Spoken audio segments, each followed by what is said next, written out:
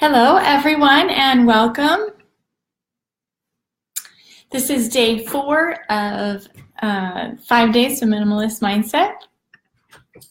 And I am Rachel Jones, the Joyful Space Specialist, author and founder of NourishingMinimalism.com. This week, I'm hosting a 5-day mini course right here. 5 Days to Minimalist Mindset. If you are not signed up, click the link in the video description and you can sign up on the blog so you don't miss anything. I'll send out an email every day. And don't worry if you're just signing up now because today's Thursday. So tomorrow I will send out a link with a recap page that will have all the videos and all the emails and worksheets and a PDF that you can download. And please sign up for the webinar on Saturday. Saturday I will go over my story and my aha moments and just my general method in creating a joyful space in your home. So you don't want to miss that. If you have an accountability partner, accountability buddy, then go ahead and tag them right now so they don't miss out on this video. Today we're going to talk about finding your motivation. Yesterday we set a goal, wrote down a deadline, and to accomplish this, you're going to need to find your personal motivation, the why behind what you are doing. So why are you here? We all want a clean house, right? I'm sure. And we're all, ready to be done with clutter and all this crap that surrounds us everywhere. But just knowing that is not enough to push you to keep going, to continue to simplify and follow that through, especially on those days that are hard and we want to quit, we're not seeing results, and everything is still overwhelming, even though we've been working at this for 3 weeks. You need to know what the purpose is. So simplifying your life and your home is definitely work. It's not fun and it's not easy. There are times when you'll rather be doing something else. But being able to tap into your motivation and your why during those discouraging days is going to help you stay on task and follow through and complete your goal and create the home that you really want. So here's the action plan for today. Number 1, pinpoint your key motivations. So think about simplifying, decluttering, eliminating excess, editing in your life, however you want to view that, and ask yourself, why am I passionate about this? Why does it matter? Why is it important to me?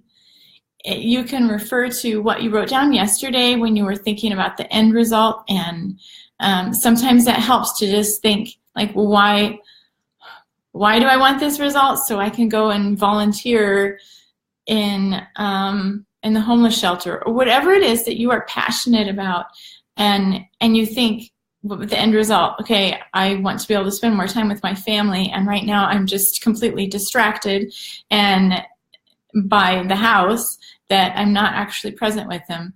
And think through why you want that end result. When I was working through this process, I knew that clutter was stealing my time.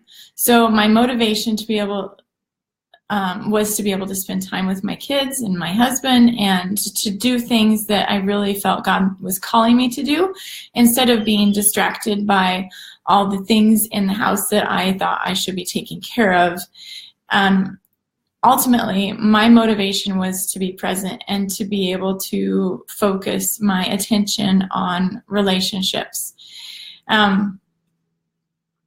So number 2, write down 5 to 10 motivations to declutter your home. So some examples would be, I want to invite someone over at a moment's notice. I want to have time to volunteer at an organization or in a ministry. I want to enjoy time spent in my home. And like I said, I think yesterday I talked about the one gal that took my course, and she wanted to feel like dancing in her home. So, so think through like what you really want out of your space and why you want to get rid of the excess. If you have one reason in particular that really grabs you, that inspires you, put that one at the top of your list. And when you are in that place of discouragement and frustration and just lack of seeing progress, then that's when you need to be reminded of these motivations. And you want the most important reason right at the top, so you can pull out that piece of paper and read through them and remind yourself why you're doing this, why you're putting out the effort. These are going to be important. When you get to maybe I already said that. When you get to the point where you're frustrated and tired and you just want to quit, just read through the list. And you'll be re-energized with that power to accomplish your goal. So list out emotional reasons, like you want to focus on your relationships with your children and things that are emotionally important to you. And list out intellectual reasons. For instance, we know that clutter has a negative effect on our mental health. And so maybe you don't want to do the work, but you know to be happier, more content, more calm, you need to simplify your life. And that would be something that we work on because we want to be a better us. So it might not be exciting, but you know the end result will be a better you and a more satisfied you and probably a more depressed, a less depressed. If you are struggling with depression or anxiety, this is simplifying is a very big hurdle, but it makes a huge impact on that. So think about how you are doing something that needs to be done, and that's huge. You should be proud of that. Not many people take initiative to really change their circumstances. So even if you're not like super motivated and excited about this reason, it's very important to remind yourself the reason you are doing it. And if you are struggling with anything like depression or anxiety, it might not be very like thrilling. Be like, oh yes, I'm going to declutter, but it's okay. Remind yourself why. So take some time today and write down your motivations. Put the most important one on top, so you can see that right away when you grab that piece of paper. And I would love to hear what that one is, that one major motivation that inspires you or gives you just the push to really work on this goal. Then tag your accountability buddy and ask them what their motivation is as well, or share that with them privately in a message. Somehow talk to each other about it. And this is a super quick one today. So tomorrow we're going to talk about how to approach decluttering to be as effective as possible. So don't miss that. And if you're catching this for the first time and didn't know about this mini course, don't worry. You can sign up anyway. And tomorrow I will send out a replay link with all the emails and the worksheets in a PDF to download, and a recap page with all the videos. I think I said that too. It's been one of those days. And please sign up for the webinar on Saturday. It's so much more fun if everybody's on there live and can interact and ask questions and talk to each other. And I know you will come away inspired from that. So let me see what my comments are here. And sorry about the squeaking. I'm in a different area of the house. I'm right next to the fireplace, and the little thing on the top is squeaking in the wind. And we have like a foot of snow on our roof, so no one's gonna go up there and grease it. Hi, Keisha, Donna, Lynette. Oh, Africa, awesome. Thank you for joining us. South Africa, 2 from South Africa, cool. I'd love to have a home that people could just pop by. Would be great for my business. That's awesome. That's a great goal, Cherie. I feared people stopping by for a long time. Hi, Cassie. Jennifer, my main motivation started off as spending time with family, but that changed suddenly when my husband got a new job. We are moving and looking to downsize by about 1,000 square feet. Awesome. Moving is a great time to eliminate things because you think like, well, do I want to actually pay to have this item moved? And it gives a really good perspective. Janelle, felt oppressed by all the clutter. I wanted it out. I want it out from underneath that. Yeah, definitely. So I wanted to show you guys what I have behind me here. So these are picture frames that are on a hinge, and the kids, when the kids draw something that they want to display, this is where they get put. So we take down the frame, we open it up, and we put the new picture in, and you can get those on Amazon. But they're really like one of my favorite things here. So I wanted you guys to see that because a lot of people ask, like, okay, well, what do I do with my children's artwork or things that they bring home from school? And this is what I do. And then after we fill them all up, I think they hold 20 or 30 pieces of paper. They hold quite a bit. Then we'll take them all out and we'll lay them on the floor, and we'll have the child sit next to them and take a picture with all their pictures, and then we'll let them go. Sometimes they keep a few still in. They're the ones that sort these out, so I just let them do that. Thank you, Keisha. Thanks for coming. All right, well, I'll sit here for just a couple minutes and see if we have any other questions. And if you guys want to share your motivation, if you know that, if that just comes right to the top of your head, then go ahead and share that with us. And if not, please take time to just go through the exercise and write down about 10 of them and share them with your accountability partner or in the Facebook group in the comments.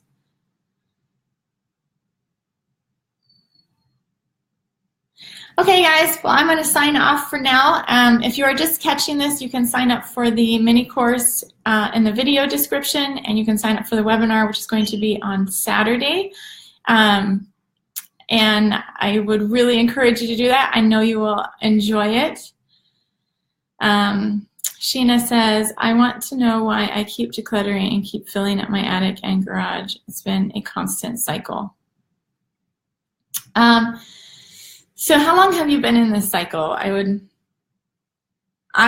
was stuck in this cycle, but part of it was just shifting my mindset, which is this whole week. So if you've been going through this whole week, you should start noticing just a change in, like, as you go along. You might not notice the change, tomorrow, but you will start noticing as you declutter, and changing the way you think about things will definitely make a difference in not wanting to acquire so much after you let things go. I want to get my life back so my kids will have a mom. Yeah. So this is something I struggled with for a long time, and I kept way too much downstairs in the basement, just in case I need it, stash.